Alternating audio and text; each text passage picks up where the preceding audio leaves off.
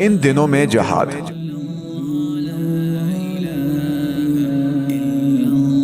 پہلے بیان کیا گیا ہے کہ عشرہ ذو الحج سال کے بہترین ایام ہیں، اور ان دنوں میں نیک اعمال کرنا اللہ کی راہ میں جہاد تک سے افضل ہے، سوائے یہ کہ مسلمان اپنے مال اور جان کے ساتھ نکلے اور اس میں سے کچھ بھی سلامت واپس نہ لائے، جیسا کہ حدیث میں آیا ہے۔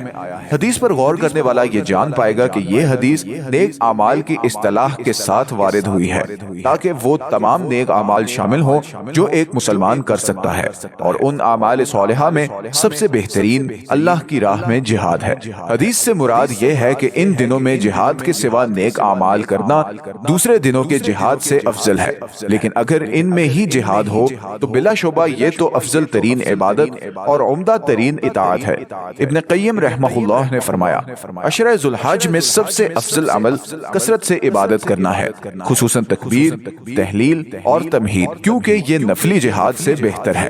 جبکہ ان دنوں اور دوسرے اوقات میں بھی فرض جہاد ادا کرنا دوسرے تمام اعمال صالحہ سے افضل ہے۔ اور آپ رحمہ اللہ نے فرمایا،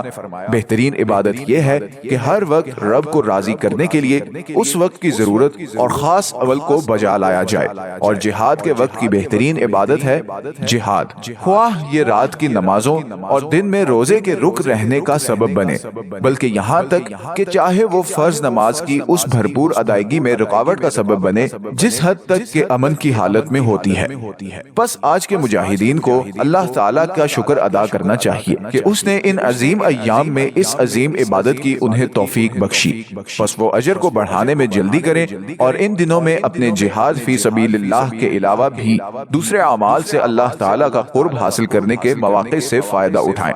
چنانچہ وہ تکبیر و تمہید، تحلیل، تلاوت قرآن، قیام اللیل، دن میں روزہ رکھنے اور استغفار میں اضافہ کریں، اور یہ کہ جان رکھیں کہ وہ اپنے دشمن سے صرف نیک اعمال کے بلبوتے پر ہی لڑ رہے ہیں، جتنا اس میں اضافہ ہوگا اتنا ہی وہ اپنے دشمن پر فتح کے قریب تر ہو جائیں گے، اور اللہ تعالیٰ بھی ان کی طاقت و استقامت میں اضافہ فرمائے گا۔